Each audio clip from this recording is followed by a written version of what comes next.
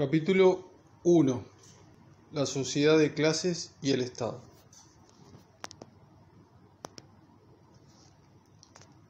1.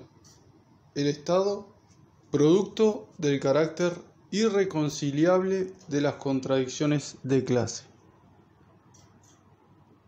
Ocurre hoy con la doctrina de Marx lo que ha solido ocurrir en la historia repetidas veces con las doctrinas de los pensadores revolucionarios y de los jefes de las clases oprimidas en su lucha por la liberación.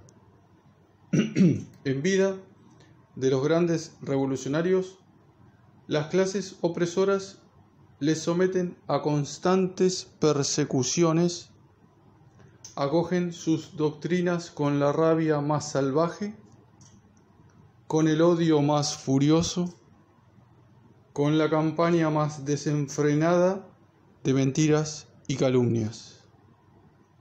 Después de su muerte, se intenta convertirlos en íconos inofensivos, canonizarlos, por decirlo así, rodear sus nombres de una cierta aureola de gloria para consolar, entre comillas, y engañar a las clases oprimidas, castrando el contenido de su doctrina revolucionaria, mellando su filo revolucionario, envileciéndola. En semejante arreglo, entre comillas, del marxismo, se dan la mano actualmente la burguesía y los oportunistas dentro del movimiento obrero.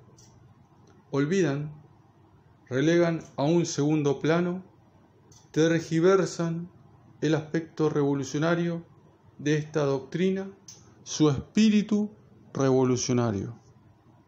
Hacen pasar a primer plano, ensalzan lo que es o parece ser aceptable para la burguesía.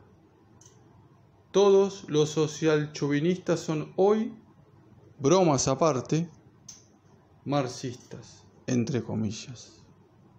Y cada vez más con mayor frecuencia, los sabios burgueses alemanes, que ayer todavía eran especialistas en pulverizar el marxismo, hablan hoy de un Marx nacional alemán, entre comillas, que según ellos educó estas asociaciones obreras tan magníficamente organizadas para llevar a cabo la guerra de rapiña. Ante esta situación, ante la inaudita difusión de las tergiversaciones del marxismo, nuestra misión consiste, ante todo, en restaurar la verdadera doctrina de Marx sobre el Estado. Para esto es necesario citar toda una serie de pasajes largos de las obras mismas de Marx y Engels. Naturalmente, las citas largas hacen la exposición pesada y en nada contribuyen a darle un carácter popular, pero es de todo punto imposible prescindir de ellas. No hay más remedio que citar del modo más completo posible todos los pasajes, o, por lo menos, todos los pasajes decisivos de las obras de Marx y Engels sobre la cuestión del Estado, para que el lector pueda formarse por su cuenta una noción del conjunto de las ideas de los fundadores del socialismo científico y del desarrollo de estas ideas, así como también para probar documentalmente y patentizar con toda claridad la tergiversación de estas ideas por el gauchismo hoy imperante. Comencemos por la obra más conocida de Federico Engels, El origen de la familia de la propiedad privada y del Estado, de la que ya en 1894 se publicó en Stuttgart la sexta edición. Conviene traducir las citas de los originales alemanes, pues las traducciones rusas, con ser tan numerosas, son en gran parte incompletas o están hechas de un modo muy defectuoso.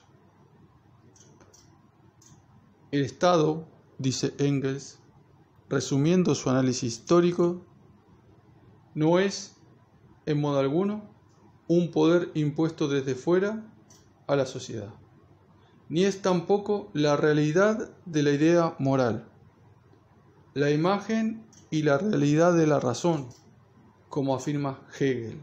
El Estado es, más bien, un producto de la sociedad. Al llegar a una determinada fase de su desarrollo, es la confesión de que esta sociedad se ha enredado consigo misma en una contradicción insoluble, se ha dividido en antagonismos irreconciliables que ella es impotente para conjurar. Y para que estos antagonismos, estas clases con intereses económicos en pugna, no se devoren a sí mismas y no devoren a la sociedad en una lucha estéril, para eso hízose necesario un poder situado aparentemente por encima de la sociedad y llamado a amortiguar el conflicto, a mantenerlo dentro de los límites del orden. Y este poder, que brota de la sociedad, pero que se coloca por encima de ella y que se divorcia cada vez más de ella, es el Estado. Páginas 177 y 178 de la sexta edición alemana. Aquí aparece expresada con toda claridad la idea fundamental del marxismo en punto a la cuestión del papel histórico y de la significación del Estado. El Estado es el producto y la manifestación del carácter irreconciliable de las contradicciones de clase. El Estado surge en el sitio, en el momento y en el grado en que las contradicciones de clase no pueden objetivamente conciliarse. Y viceversa, la existencia del Estado demuestra que las contradicciones de clase son irreconciliables. En torno a este punto importantísimo y cardinal comienza precisamente la tergiversación del marxismo. Tergiversación que sigue dos direcciones fundamentales. De una parte, los ideólogos burgueses y especialmente los pequeños burgueses, obligados por la presión de hechos históricos indiscutibles a reconocer que el Estado solo existe allí donde existen las contradicciones de clase y la lucha de clases, corrigen, entre comillas, a Marx, de manera que el Estado resulta ser el órgano de la conciliación de clases. Según Marx, el Estado no podría ni surgir ni mantenerse si fuese posible la conciliación de las clases. Para los profesores y publicistas mezquinos y filisteos, que invocan a cada paso en actitud benévola a Marx, resulta que el Estado es precisamente el que concilia las clases. Según Marx, el Estado es un órgano de dominación de clase, un órgano de opresión de una clase por otra. Es la creación del orden, entre comillas, que legaliza y afianza esta opresión, amortiguando los choques entre las clases. En opinión de los políticos pequeños burgueses, el orden es precisamente la conciliación de las clases y no la opresión de una clase por otra. Amortiguar los choques significa para ellos conciliar y no privar a las clases oprimidas de ciertos medios y procedimientos de lucha para el derrocamiento de los opresores. Por ejemplo, en la Revolución de 1917, cuando la cuestión de la significación y del papel del Estado se planteó precisamente en toda su magnitud en el terreno práctico, como una cuestión de acción inmediata y además de acción de masas, todos los social revolucionarios y todos los mencheviques cayeron de pronto y por entero en la teoría pequeño burguesa de la conciliación de las clases por el Estado, entre comillas. Hay innumerables resoluciones y artículos de los políticos de estos dos partidos saturados de esta teoría mezquina y filistea de la conciliación, entre comillas. Que el Estado es el órgano de dominación de una determinada clase, la cual no puede conciliarse con su antípoda, con la clase contrapuesta a ella, es algo que esta democracia pequeño burguesa no podrá jamás comprender. La actitud ante el Estado es uno de los síntomas más patentes de que nuestros socialrevolucionarios y mencheviques no son, en manera alguna, socialistas, lo que nosotros, los bolcheviques, siempre hemos demostrado, sino demócratas pequeño burgueses con una fraseología casi socialista. De otra parte, la tergiversación kauskiana del marxismo es bastante más sutil. Teóricamente, entre comillas, no se niega ni que el Estado sea el órgano de dominación de clase, ni que las contradicciones de clase sean irreconciliables.